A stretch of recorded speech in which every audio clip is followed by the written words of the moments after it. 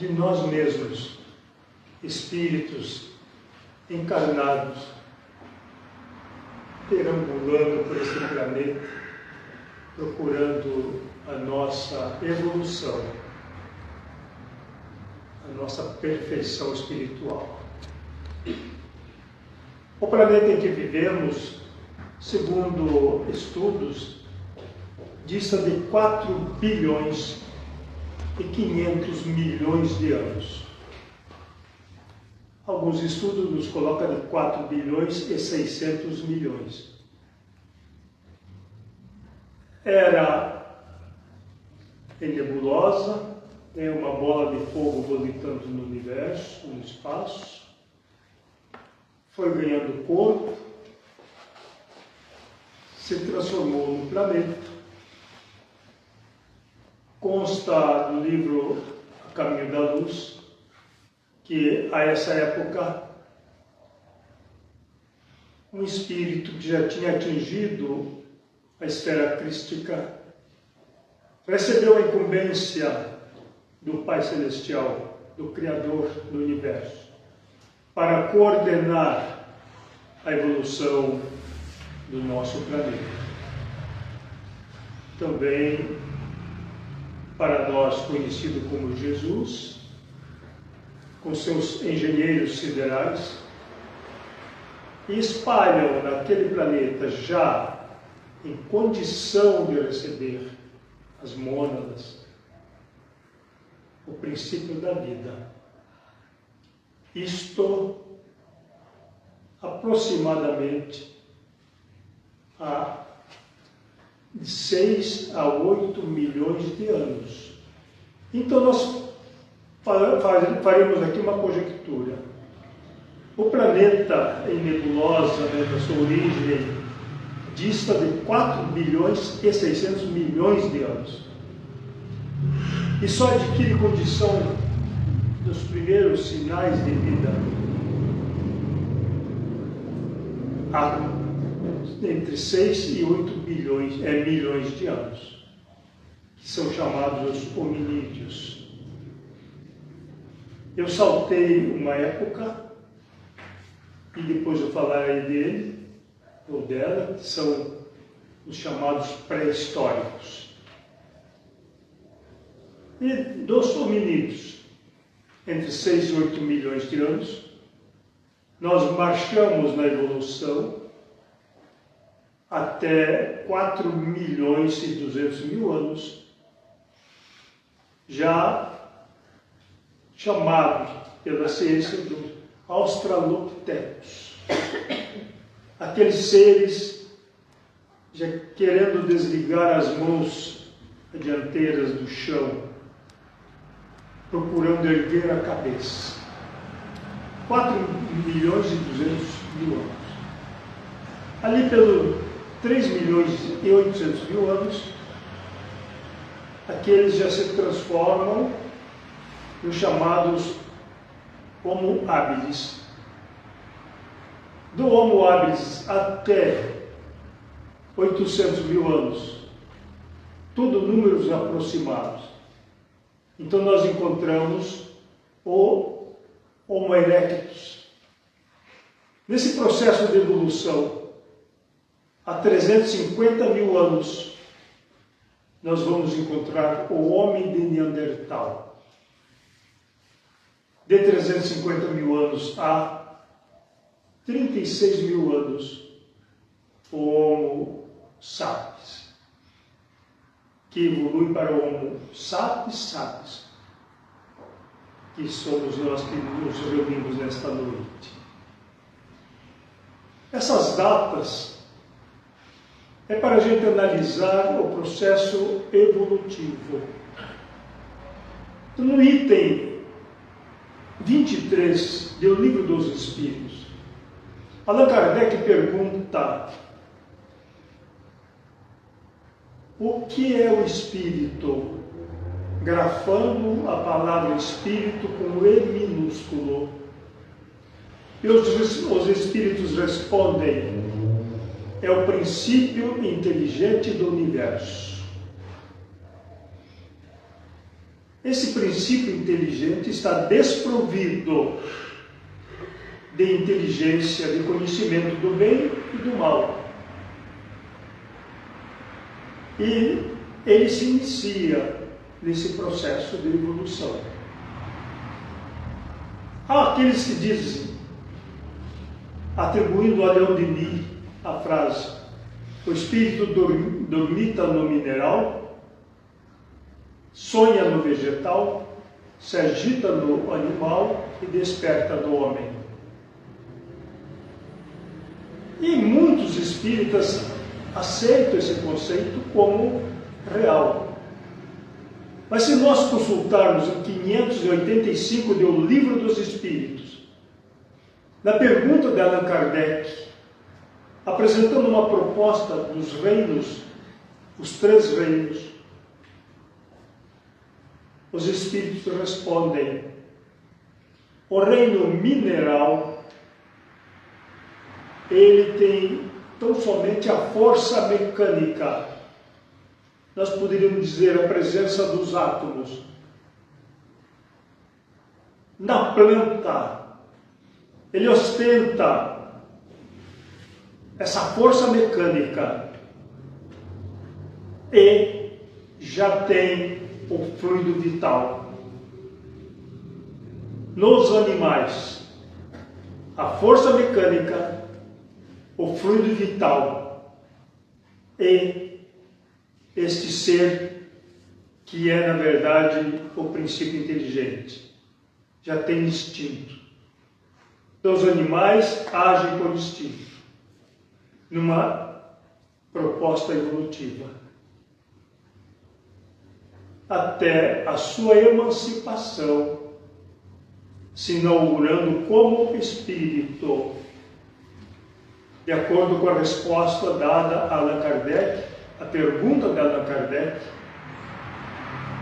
de qual é a definição que podemos dar ao espírito. E a resposta é: são os seres inteligentes da criação que povoam os mundos fora da matéria. Mas essa palavra espírito agora está grafada com um E maiúsculo. Então, eis a diferença pedagógica do espírito com E minúsculo e agora com E maiúsculo. São os seres inteligentes da criação que povoam os mundos fora da matéria. Significa os desencarnados. Mas nós não somos espíritos. E eu repito a palavra pedagógica, Allan Kardec consultando os espíritos, então é atribuída a nós encarnados almas. Essa é a diferença entre espírito e alma. O espírito fora da matéria ou desencarnado, a alma, o que somos nós carregando, esse corpo lindo que está aqui na tribuna. Então, é importante nós refletirmos sobre esse procedimento. Porque muitas vezes nós lemos, estou falando para nós espíritas, lemos autores e nos esquecemos do fundamental que são as obras básicas. Espiritismo é Livro dos Espíritos, Livro dos Médiuns, o Evangelho segundo o Espiritismo, o Céu e o Inferno, a Gênesis, obras póstumas e outras obras do próprio Allan Kardec, como para aqueles, principalmente os iniciantes, que é o Principiante Espírita, o que é o Espiritismo, o livro Obsessão já é um outro trabalho. Então é fundamental que nós, que nos colocamos como espíritas, procuremos primeiramente saber o que nós somos. No ano 313, precisamente no dia 13 de março Constantino, o imperador que assumiu o poder romano. Ele usou uma tática política. Liberou o culto cristão que há 313 anos vivia na clandestinidade, defendendo o seu mestre, que era Jesus. Constantino liberou o culto cristão e se apoderou dele. Convocou o concílio de Nicéia em 325 e lá foi apresentada uma tese de Atanásio de que Jesus seria Deus encarnado. O bispo de Alexandria, Arius, se levantou e disse: não, Jesus é filho de Deus, criatura de Deus como nós somos. E simplesmente ele foi convidado a renegar a sua fala, como ele manteve-a, foi degradado. A partir daí, começam as investidas no cristianismo. Os rituais, tudo aquilo que hoje nós observamos, os paramentos, a hierarquia sacerdotal, os incensos, e na tradução da Bíblia para o latim vulgar, uma determinação do Papa Damaso ao Padre Jerônimo. Lhe é apresentado, segundo uns 20, outros 40 evangelhos, ele seleciona 4. E pela ordem é Marcos, Lucas, Mateus e João. E traduz para o latim vulgar, o latim que fosse acessível à população. Ali Jerônimo encontra um binômio, espíritus bônus, que significa o bom espírito. Eu traduziu para Espírito Santo. Aí veio o concílio de Nicéia, de Constantinopla, perdão, em 381.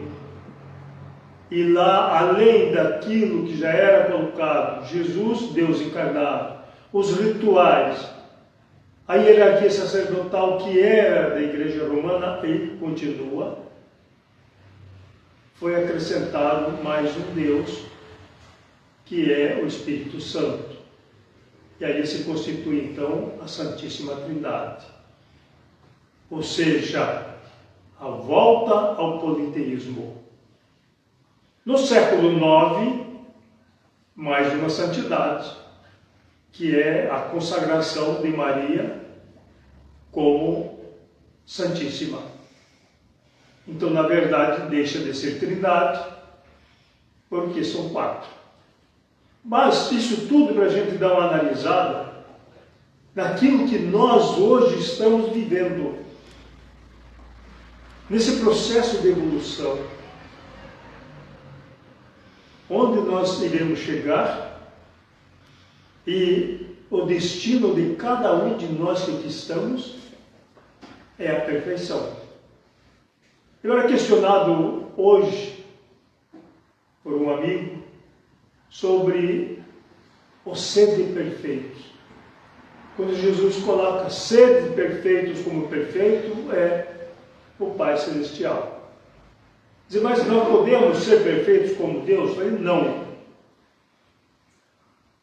Jesus usou uma retórica para que os homens daqueles dias pudessem promover a sua transformação espiritual. Mas a prova que ninguém de nós chegará à perfeição de Deus é o próprio Jesus. Quando ele é perguntado como seria o último dia, ele diz, só o Pai sabe, eu não sei.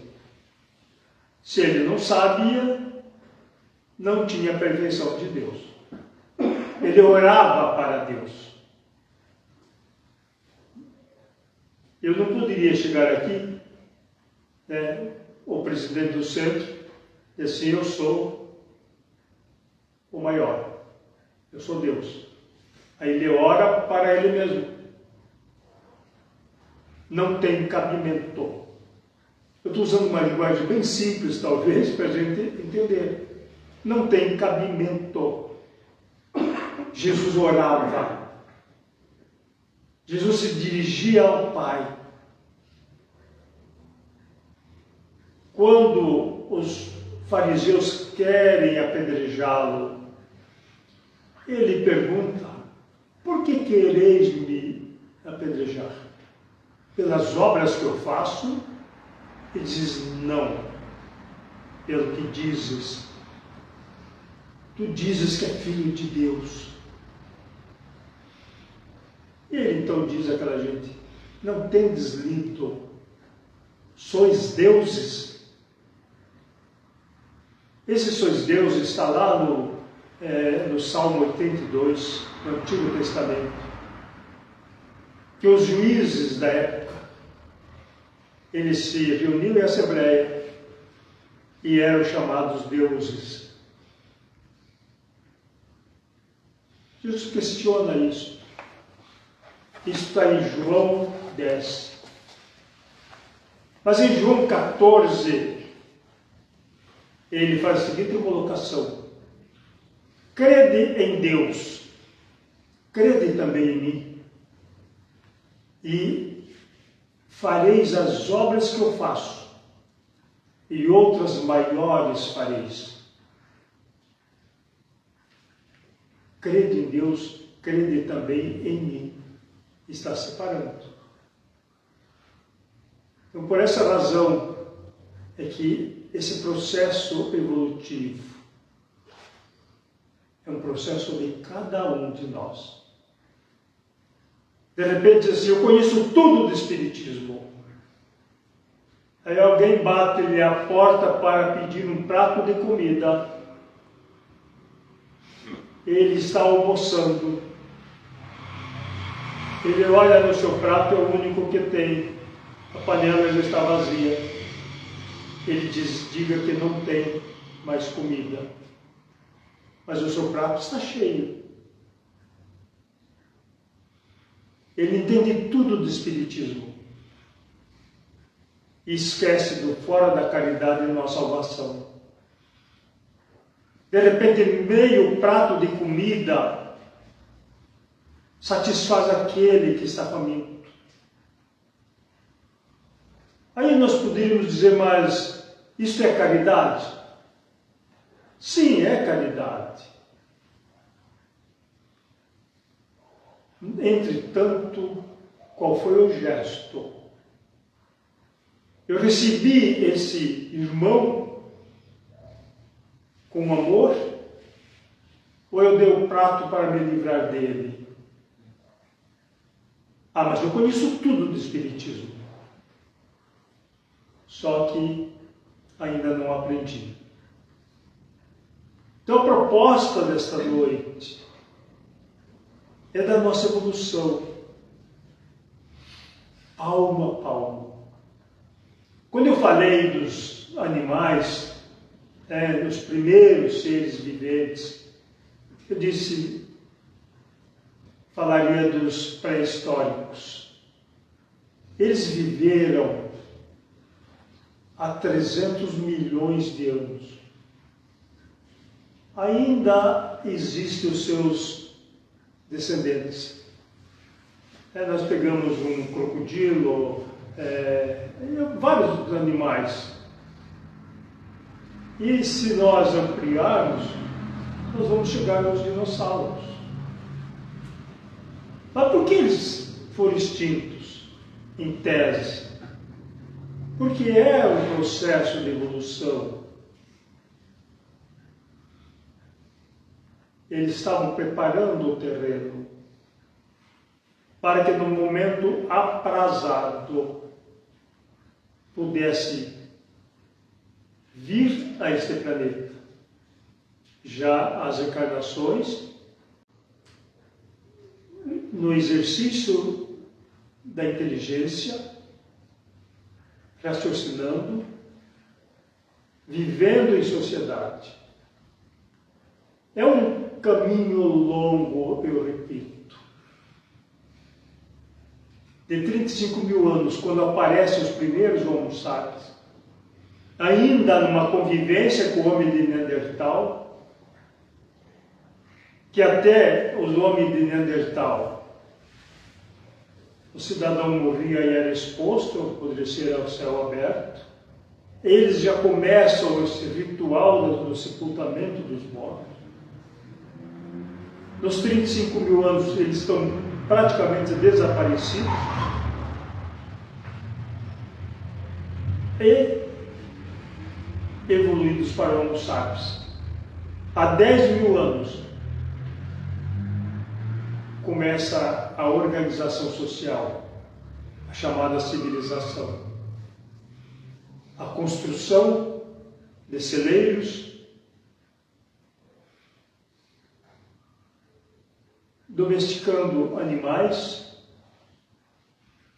e promovendo ou produzindo as chamadas pandemias ou epidemias, porque daí já junta os grãos em celeiros, já prolifera a criação dos ratos e outros insetos, começam a aparecer as doenças. Então, tudo um procedimento que faz parte do contexto. E aí estamos nós. Se nós pegarmos um tanto da história, onde surgiram esses seres primeiros, foi na África, indo para o Egito, Grécia, mais tarde para o Oriente Médio, para o nosso meio mais ocidental. Interessante porque nós falamos, os portugueses descobriram o Brasil há 1500 anos. Perdão, há 500 anos, no ano de 1500. Tudo bem. Agora estão descobrindo cidades aqui na Amazônia, que distam de muitos e muitos anos. Isso aqui já era habitado nos dias de Jesus na Terra. Civilizações avançadas. Se nós formos às pirâmides, 4.350 anos, que é hoje, mas que são espíritos que vieram a esse planeta com conhecimentos técnicos, que deixaram a sua marca. Uns falam que vieram do planeta tal, outros negam. Na verdade, eles vieram ao planeta Terra, porque não conseguiram acompanhar a evolução moral do seu mundo, do seu planeta.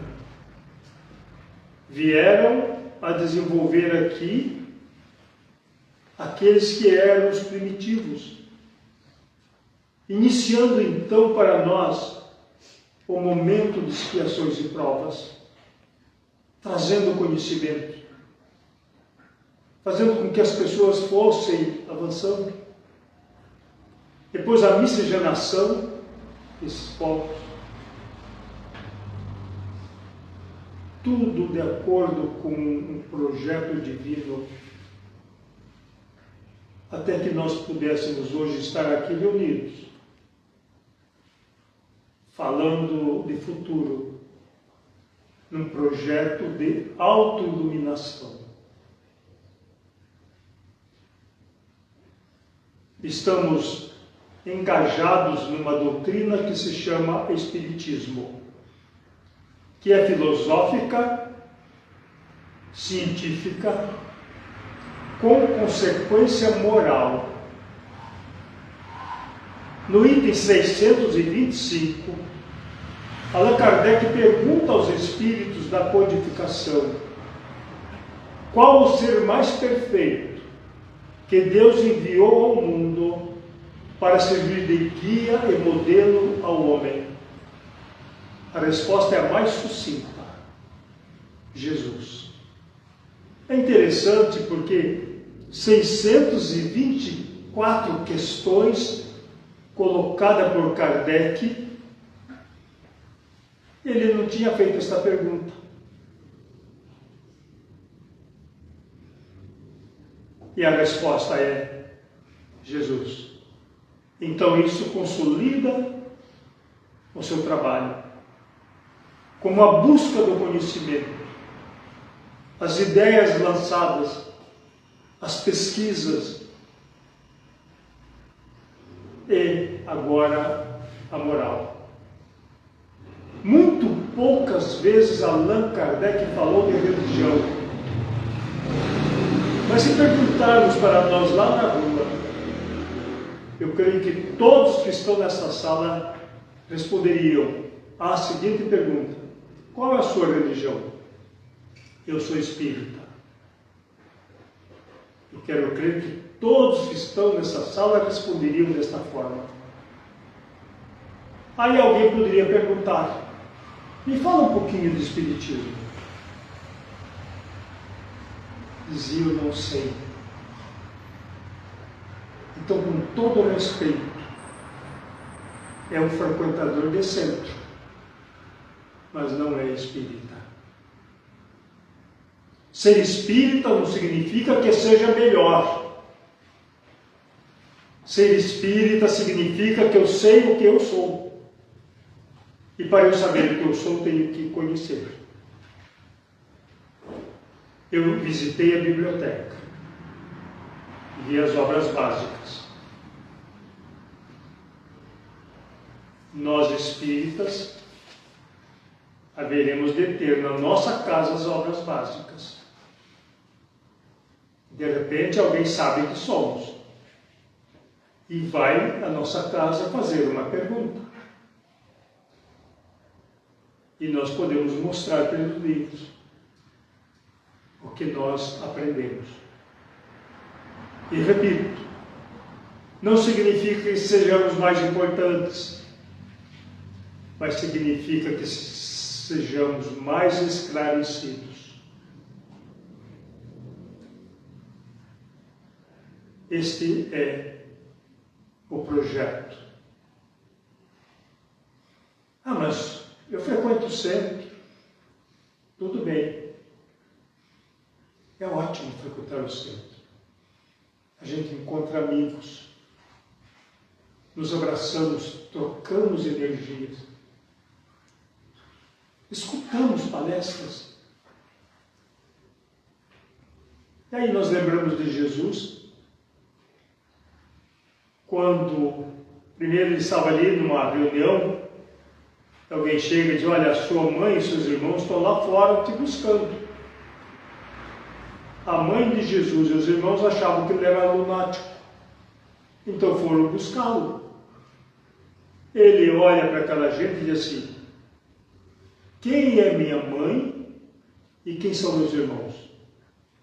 Minha mãe e meus irmãos são aqueles que fazem a vontade de Deus. Ele sai dali e vai à beira do mar da Galileia. O mar da Galileia não é um mar. É um lago de 25 quilômetros que tem a sua praia. E Jesus está. Então desce a praia. As pessoas se aglomeram em seu entorno. Ele entra numa barca. Olha aquela gente e diz: o semeador saiu a semear. E parte da semente caiu no caminho. E vieram as aves do céu e a comeram. Outra parte caiu em terra pedregosa. Ela germinou, mas não alcançou o solo. Veio o sol e a queimou. A outra parte caiu em espinheiros, que a sufocaram. E ela não germinou, não vingou. Mas mais uma parte caiu no solo fértil. Germinou, cresceu e deu frutos. 100, 60 e 30 por 1.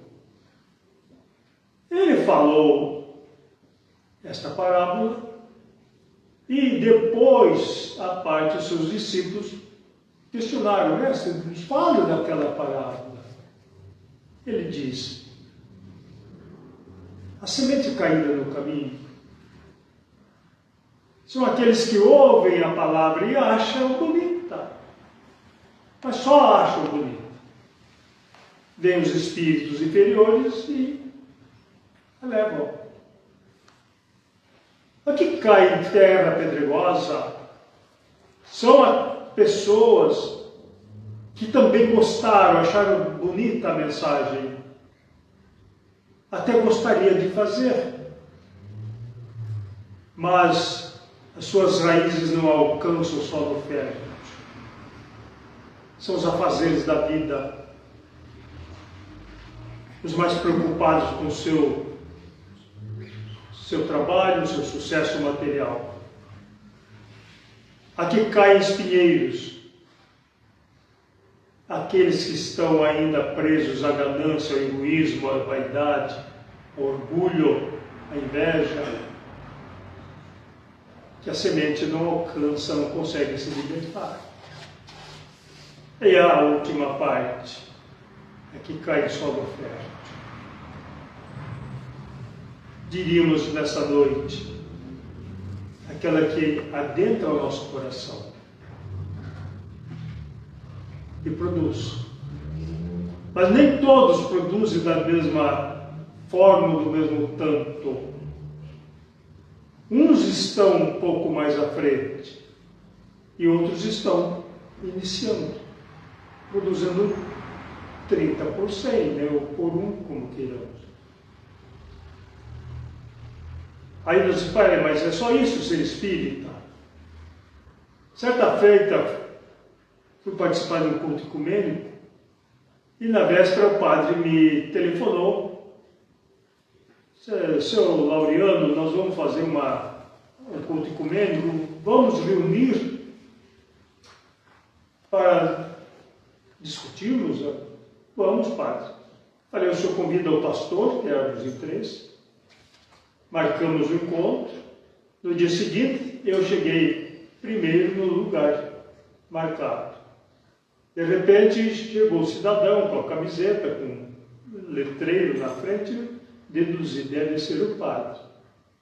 Ele olhou para mim e falou: o senhor que é o seu Laureano? Sou eu, Laureano. Muito bem. O senhor é espírita kardecista? Ele: não, padre. Ele levou um susto: não. Ele: não. Ah, o senhor é da Umbanda? Eu falei: não, padre, eu sou espírita.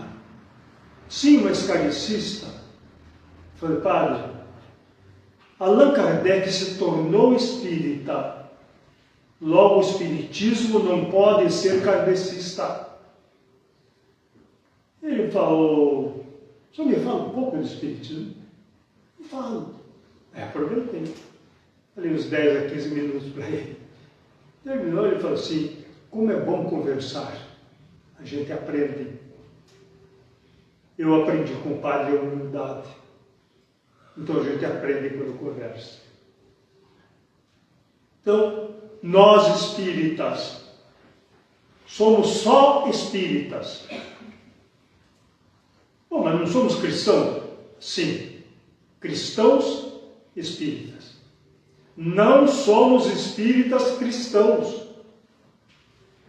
E a gente ouve muito expositores espíritas falando, livros escritos, espiritismo cristão. Se não for cristão, não é espiritismo.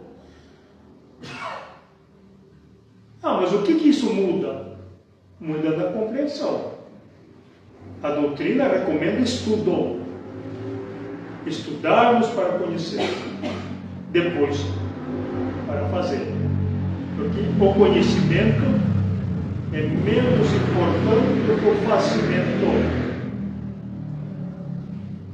Mas se a gente não souber, não faz.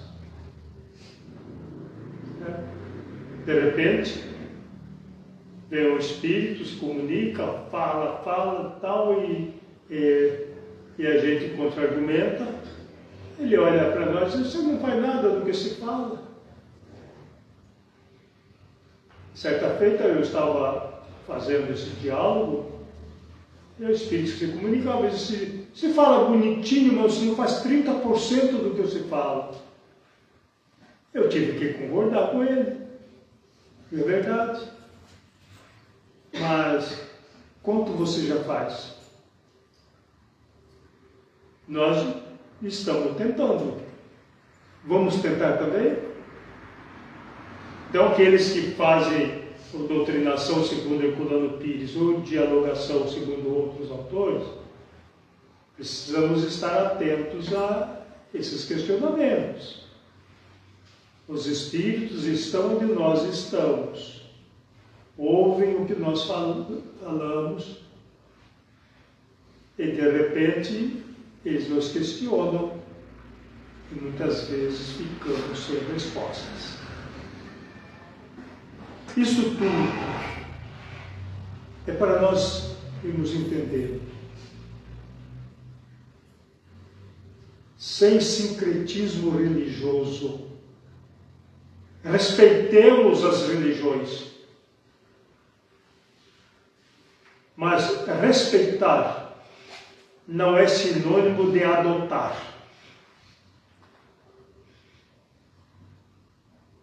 Eu vejo esse centro e eu saio satisfeito. Interessante, embora eu não vi se tem, mas geralmente tem lá: o silêncio é uma prece. Eu tenho uma inimizade com o presidente do centro. Eu sei que todo dia ele faz aquele caminho. Eu pego a minha arma de fogo, fico lá atrás de um toco esperando a hora que ele passe. Total silêncio. Eu estou em prece. Eu acho que vale a pena a gente pensar nisso. Então são coisas que vão introduzindo nos seus espíritos. A imagem de Jesus, este é Jesus. Em cada centro que a gente vai ter um Jesus. Graças a Deus aqui não vi.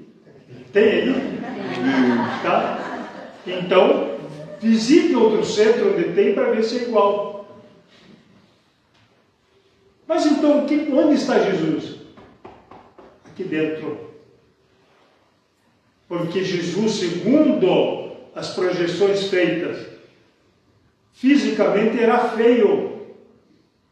Os traços dos judeus. Mas para nós é louro, olhos azuis, né, o verde, sei lá. Né? Por que louro? Então tem um livro meu que está ali, que eu intitulei de Noções Evangélicas. Eu coloco 3 figuras. Um branco, um negro e um asiático. Mas, por que isso? Porque cada um tem o seu Jesus. Certo? Eu não vou expor Jesus. Este é, segundo informação, um orador espírita foi a um centro. Ele levou 8 imagens atribuídas a Jesus. E perguntou a eles: destes, qual é o Jesus? Todos, peraí, mas são diferentes. Então é apenas uma observação. Olha, é importante você ter uma oraçãozinha aí, não sei qual é o nome disso. Catuácea. Então, é importante uma oração presbicária, que é linda a oração. Ou outra coisa, a simpatia do Chico Xavier, né? Ou então um crucifixo. As pessoas ainda espíritas, ainda ostentam um crucifixo no peito. Significa, eu estou venerando a arma que matou Jesus. Às vezes a pessoa não faz isso de má fé, mas faz por influenciação ou por herança religiosa. Eu estou no centro espírita, mas eu acredito em Maria, então eu faço Ave Maria. Aí, Ave Maria cheia de graça, como foi que isso faz? Santa Maria, Mãe de Deus. Aí eu faço Santa Maria, Mãe de Jesus, rogai por nós até a hora da nossa desencarnação. Eu estou cometendo dois erros. Eu estou mudando os termos da oração e estou fazendo algo que quem fez aquela oração não acredita, que é na reencarnação ou na desencarnação. Então eu estou adulterando a oração de outra religião e estou cometendo uma apropriação indébita. Então não podemos orar? Podemos. Jesus nos ensinou a orarmos ao Pai.